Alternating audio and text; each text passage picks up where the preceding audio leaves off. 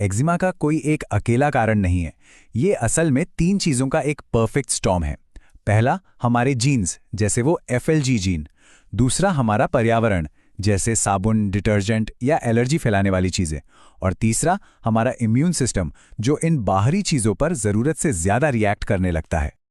और एक और बात, एक्जिमा हमेशा एक जैसा नहीं रहता। ये किसी भी इंसान की जिंदगी के साथ साथ बदलता और इवॉल्व होता रहता है, और अक्सर इसका एक खास पैटर्न होता है। चलिए देखते हैं कि ये कैसे अलग-अलग उम्र में सामने आता है। रैश की जगह उम्र के हिसाब से एक खास पैटर्न में बदलती है। जैसे छोटे बच्चों, मतलब शिशुओं में ये अक्सर गालों पर दिखाई देता है। थोड़े बड़े बच्चों में ये खिसक कर जोड़ों पर, जैसे कोहनी और घुटनों पर आ जाता है।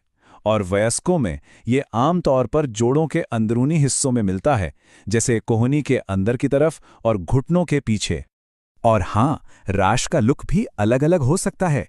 जब ये नया-नया होता है, जिसे एक्यूट कहते हैं, तब ये बहुत ज़्यादा खुजली वाले लाल दानों जैसा दिखता है। लेकिन बार-बार खुजलाने से स्किन मोटी और चमड़े जैसी सख्त हो सकती है।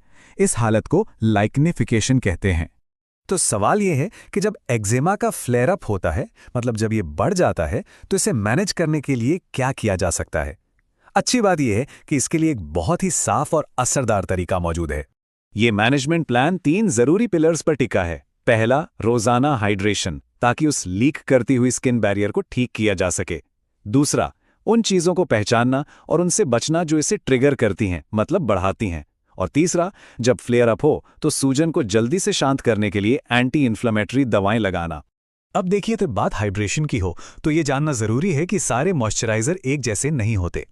ऑइंटमेंट्स यानी मलहम को क्रीम से बेहतर माना जाता है। क्यों?